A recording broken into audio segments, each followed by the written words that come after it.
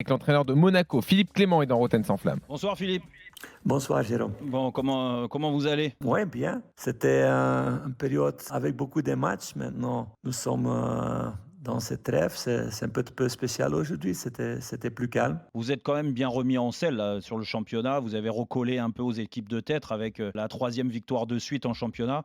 Je pense que ça fait du bien pour les têtes et même pour vous au niveau de la confiance, non? J'ai jamais perdu confiance. Ça, c'est pas un problème. Mais nous le savions avec notre calendrier qui était très spécial avec presque tous les grands matchs au début de saison que c'était compliqué d'avoir dans tous les matchs les grands résultats chaque 3 jours. Nous sommes le club qui a joué le plus de matchs jusqu'à maintenant, mais contre les premiers 7 matchs, c'est contre 6 équipes qui étaient dans le top 8 l'année dernière.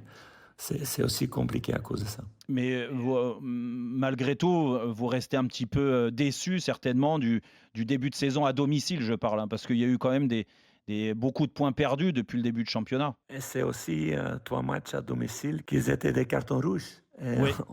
on doit parler aussi de ça. C'est aussi une des raisons. Quand ce n'était pas le cas, je suis certain que nous avions plus de points. Mais OK, c'est fini maintenant, on doit regarder avant. Mais à cause de ça, c'est toujours plus compliqué quand tu dois jouer avec 10. Et une fois, avec Fanderson, pour moi, c'était mérité. C'était le deuxième carton jaune que prend. C'était mérité, mais les deux autres cartons rouges, c'était pas mérité. Et à cause de ça, ça change beaucoup. Et il y a un autre domaine où ça a été compliqué en ce début de saison, Jérôme, c'est en Coupe d'Europe, tu voulais y revenir. On a tous, quand on est passé par l'AS Monaco, on a tous plus ou moins une histoire en Coupe d'Europe. Parce que ce club a toujours respecté la scène européenne. Et c'est vrai que depuis votre arrivée, alors vous êtes arrivé et très vite, ça s'est enchaîné l'année dernière, mais il y a eu cette désillusion contre Braga. Je parle d'une désillusion parce qu'on ne s'attendait pas à ce que Monaco soit éliminé l'année dernière. Et puis là, la petite piqûre de rappel contre Ferencváros. Pourtant, il n'y a pas eu. Et l'élimination en Ligue des Champions aussi. Oui, il y a eu l'élimination en Ligue des PSV. Champions, le match de Ferencváros. Comment vous expliquez ce côté-là, ces résultats-là en Coupe d'Europe qui sont un petit peu indécis? Oui, mais maintenant, tu parles des 4 matchs différents. On doit toujours regarder aussi les situations. Contre PSV, c'est plus compliqué d'être qualifié Oui, qualifié. dans un groupe comme ça quand tu n'es pas champion. Je pense que PSV, c'est un club à un autre niveau, aussi autour du budget. Quand tu vois les 2 matchs, Le budget de Monaco est significativement supérieur à celui du PSV. je ne pense pas qu'il y a des grandes différences, honnêtement. Bon, d'accord. Quand tu vois les 2 matchs, on devait être qualifié. On a touché 3 points le poteau. C'est vrai. Les gens de PSV m'ont dit après le match, parce que je connais des gens là-bas, que c'était un miracle d'être qualifié là-bas. Nous étions gagnants les dernières 2 minutes. C'est vrai. On reçoit un but après une faute sur Youssouf. C'est 2-2, 2 années en avant et toute l'histoire avant. Oui, c'est vrai. C'était après le 1-1. Un 2-2, tu es qualifié. Après, dans les extra time, nous avons les meilleures occasions. C'est encore Brel Mbolo qui touche le poteau. Il marque à ce moment. Oui, nous avons fait beaucoup de choses pour être qualifiés. Les joueurs, ils ont donné tous. Mais la réussite, à la fin, n'était pas là. Mais les circonstances n'étaient pas là aussi, je pense. Philippe Clément, l'entraîneur de l'AS Monaco dans Rotten sans flamme sur RMC. Alors, on en a parlé juste avant dans l'émission, les problèmes d'arbitrage en France.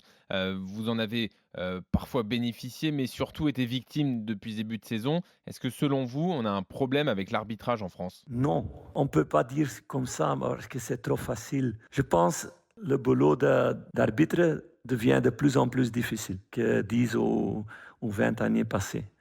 Et pourtant, Philippe, il y a le VAR normalement qui est là pour les aider. Oui, c'est ça. Mais c'est ça. Et ça, c'est pour moi la chose qui peut aider.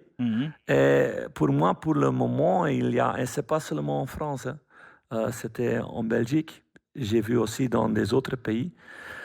On prend les décisions, les décisions décisives, et c'est pour moi les cartons rouges, Ouais, ouais. les buts, les choses comme ça, trop vite.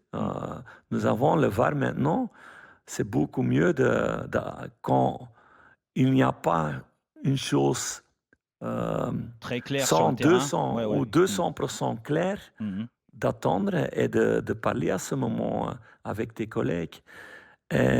OK. Nous pouvons parler de nos situations avec nos joueurs, mais aussi ce week-end, j'ai dit après le match, pour moi, ce n'était pas un carton rouge À de Reims, Reims. ouais. Ouais, bien sûr. Bien sûr. Et si on prend le temps, je pense aussi que les arbitres pensent la même chose. Quand ce n'est pas le cas, et ça c'est intéressant maintenant, quand ce n'est pas le cas, on doit aussi le savoir et expliquer les joueurs. Eh oui. Mais comme ça, le jeu de foot, ça change aussi. Mais Parce que ça va si vite, toutes les actions, et certainement les ballons comme ça, qui sont 50-50 entre les deux joueurs.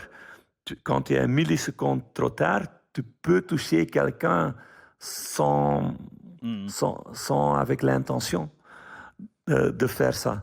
Et quand c'est le cas qu'on ne peut jamais toucher quelqu'un parce qu'on risque un carton rouge, on joue un autre jeu que les années passées. Mais quand ça c'est le cas, et c'est une décision des arbitres d'UEFA, je pense. Ouais, moi Philippe, j'ai juste une dernière question là-dessus.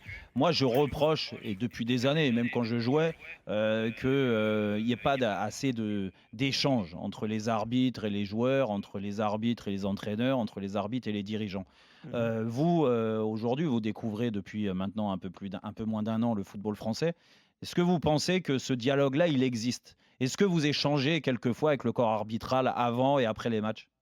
De temps en temps, oui. De temps en temps, c'est plus compliqué. Mhm. Mais j'aime d'avoir dialogue toujours. Aussi, quand je suis fâché Oui, dans bien des sûr. situations, ils ont des bons arbitres sur la ligne de touche et le quatrième arbitre qui peut calmer les entraîneurs aussi. C'est aussi une chose importante. Une dernière chose avant de vous laisser, et forcément, moi, ça m'intéressait de revenir là-dessus parce que j'adore les équipes qui marquent des buts sur coup de pied arrêté parce que ça débloque pas mal de situations. Et depuis X années, et c'est vrai qu'on a l'impression que vous les travaillez beaucoup.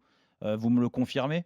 Oui, certainement, parce que c'est une partie importante de jeu. Mais OK, je ne veux pas seulement marquer avec les phases arrêtées aussi dans le jeu.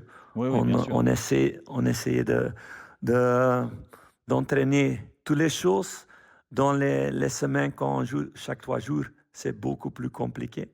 Et c'est plus facile d'être concentré sur les phases arrêtées parce que on a besoin plus d'énergie pour faire des grandes courses. Physiquement, c'est plus facile d'entraîner ces phases comme ça que les jeux de transition ou les jeux ouverts.